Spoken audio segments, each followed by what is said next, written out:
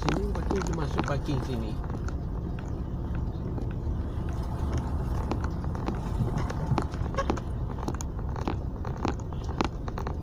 Ya, semoga apa yang dilakukan juga baik sahaja. Terima kasih. Lagi siapa yang bersama dengan saya, iaitu pula Kak Nur Aminah Muhammad Saleh dari Taman Temarik Ipoh Perak. Katanya cuaca di tempatnya elok lagi hari ini, alhamdulillah, terang. Kepada yang tak sihat jangan lupa makan ubat, semoga cepat sembuh. Yang sedang memandu berhati-hati di jalan raya, yang sedang bekerja selamat bertugas, yang sedang bersarapan pagi selamat bersarapan pagi. Semoga kita semua sihat selalu. Jom layan Radio Klasik terbaik bersama dengan Dian. Terima kasih Kak Nur Aminah. Baik, saya akan menyapa lagi kalau ada waktu dan juga ruang. Kita melakukan utama 7 pagi. Perkembangan dalam dan juga luar negara akan dapat kita ikuti dari Wisma Berita Kasih Media yang sahih di itu pagi dikuatkan pagi ini juga ulangan cubit manja 7.30 minit pagi ini. Gabi kenangan bersama-sama dengan Nur Aniza Idris. Lagu di video Mengemis Rindu saja klasik.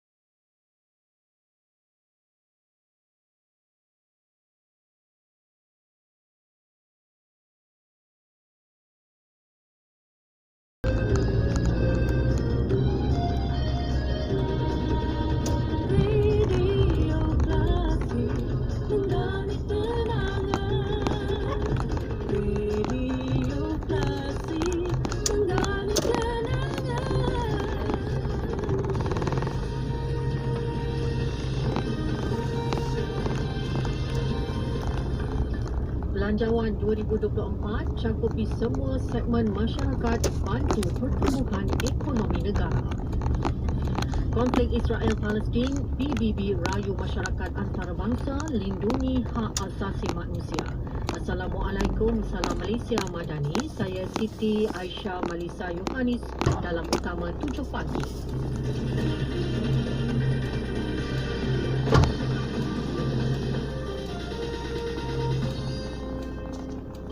Belanjawan 2024 Malaysia Madani yang dibentangkan Perdana Menteri Datuk Seri Anwar Ibrahim mampu menyokong pelaksanaan inisiatif dan program yang direncana kerajaan melalui pelbagai kementerian secara inklusif. Menteri Pertanian dan Keterjaminan Makanan Datuk Seri Mohamad Sabo berkata peruntukan 6.17 bilion ringgit yang diterima KPKM membantu mengukuhkan fungsi kementerian dalam mendepani cabaran isu semasa dalam sektor pertanian dan agro makanan. Di samping memperkasa agenda kebajikan petani, nelayan, penternak dan pesawah. Keseluruhannya bagi kementerian kami bertambahlah lebih kurang 700 juta. Tapi cara terperincinya saya tak baca lagi lah sebab dia buku yang tebal. Tapi pertambahan 700 juta dan kita akan lihatlah macam mana kita nak berbelanjakan sebaik mungkin. Terutama sekali untuk security makanan negara. Datuk Seri Mohamad Sabo. Belanjawan 2024 juga disifatkan inklusif bagi pertumbuhan ekonomi negara dan kesejahteraan rakyat. Menurut Menteri Pembangunan Kerajaan Tempatan Ngah Kurning, belanjawan yang menerima peruntukan tertinggi dalam sejarah negara itu dilihat reformis, progresif, mesra rakyat dan mampan dari segi pembangunan ekonomi negara. Peruntukan 2.47 trilion ringgit kepada KPKT membolehkan kementerian menyediakan perumahan mampu milik serta membantu menyelamatkan projek terbengkalai. Bagi Menteri Kesihatan Dr. Zaliha Mustafa, peruntukan besar 41.22 bilion ringgit yang diterima kementeriannya merupakan suatu pelaburan oleh Kerajaan Perpaduan terhadap keperluan kesihatan rakyat. Selaras dengan Kertas Putih Kesihatan, Belanjawan 2024 merupakan permulaan yang amat positif. Peruntukan ini merupakan peningkatan sebanyak 4.89 bilion ataupun 13.45% berbanding peruntukan yang kita perolehi pada tahun 2023 yang berjumlah 36.33 bilion. Jadi jika dibandingkan dengan keseluruhan belanjawan Kerajaan Persekutuan 2024 yang berjumlah 393.8 bilion, peruntukan yang disediakan kepada kementerian adalah sebanyak 10.47%. Dan ini menunjukkan bahawa kerajaan komited terhadap usaha meningkatkan tahap kesihatan dan kesejahteraan rakyat melalui perkhidmatan penjagaan kesihatan yang lebih baik, tak sama, yang mampan dan juga berdaya tahan dan responsif. Dr. Zaliha Mustafa. Menteri Komunikasi dan Digital Fahmi Fadil pula menyifatkan Belanjawan 2024 syarat dengan inisiatif komprehensif dan memanfaatkan setiap lapisan rakyat. Beliau mengalu-alukan pengumuman mengenai beberapa dana melibatkan sektor telekomunikasi bagi menggalakkan peserta perusahaan kecil dan sederhana mengguna pakai aplikasi serta teknologi 5G. Ini adalah satu perkara yang sangat baik. Ini bagi kami adalah sebahagian daripada usaha kerajaan apa yang disebut oleh Yang Amat Perdana Menteri sebagai penyiasaran semula subsidi antara lain dan juga program penstrukturan dan sudah pasti ada beberapa perkara lain yang sangat positif termasuk 25 juta ringgit bagi perkasa untuk perkasakan pusat ekonomi digital di setiap zon. Pada Februari yang lalu Perdana Menteri telah mengumumkan dasar satu zon satu pusat ekonomi digital dan insya-Allah menjelang tahun depan kita akan dapat bina 186 pusat ekonomi digital yang baru, maka dana ataupun peruntukan 25 juta ini akan dapat bantu menjadikan pusat-pusat ekonomi digital pembangkit kepada aktiviti ekonomi digital di peringkat setempat. Fahmi Fadil.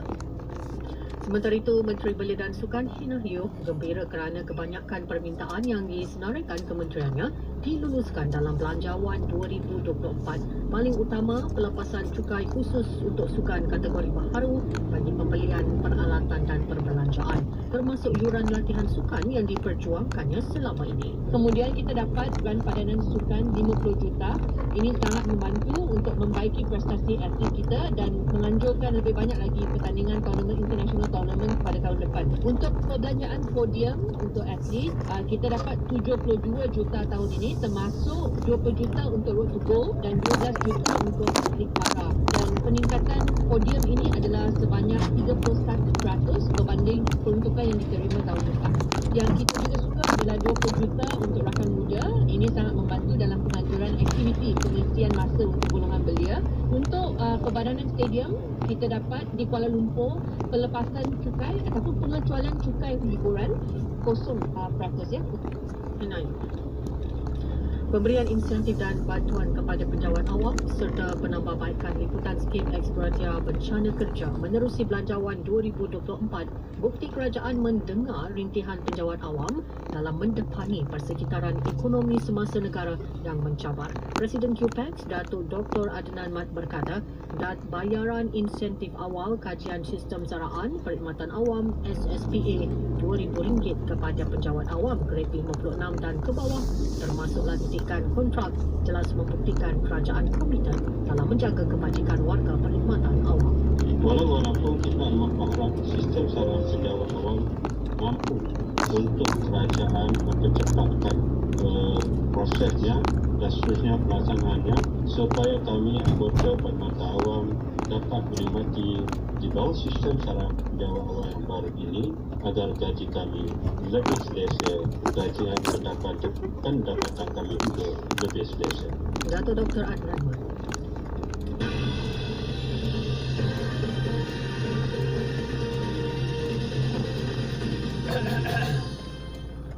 Masih mengenai Belanjawan 2024, peruntukan pembangunan untuk Sabah adalah manifestasi komitmen kerajaan perpaduan untuk menyeimbangkan pembangunan antara negeri di bawah baik itu dengan Semenanjung dan Sarawak. Ketua Menteri Sabah Datuk Seri Hadi Jino berkata, ia jelas menunjukkan wilayah Borneo terus digerakkan dalam arus pembangunan negara. Menerusi Belanjawan 2024, peruntukan untuk pembangunan Sabah meningkat sebanyak RM100 juta kepada RM6.6 bilion, manakala Sarawak akan menerima RM5.8 bilion menerusi peruntukan tambahan sebanyak RM200 juta.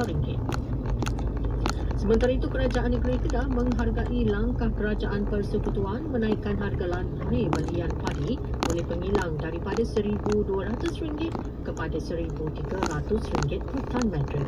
Menteri Besar Datuk Seri Muhammad Sanusi Mahmud Noor mengakui ia sedikit sebanyak memberi kelegaan kepada golongan petani. Kerajaan Negeri turut mengalu-alukan pengumuman Kerajaan Persekutuan untuk memulakan projek tanaman padi 5 kali dalam tempoh 2 tahun. Konflik Israel-Palestin, Pertubuhan Bangsa Bersatu PBB merayu masyarakat antarabangsa melindungi hak asasi manusia ketika konflik kedua-dua pihak semakin memuncak. Rayuan itu disuarakan Setiausaha Agungnya Antonio Guterres menjelang mesyuarat Majlis Keselamatan PBB berhubung krisis semasa di Palestin. Beliau memberi amaran keadaan di Gaza ketika ini telah mencapai satu tahap yang sangat berbahaya. Bahkan, sistem penjagaan kesihatan di wilayah itu kini diambang kehancuran. Sehubungan itu, PBB memerlukan akses kemanusiaan segera ke seluruh Gaza supaya boleh menyalurkan bahan api, makanan, air dan ubat-ubatan kepada semua yang memerlukan. Sementara itu, serangan udara rejim Zionis ke atas Gaza sejak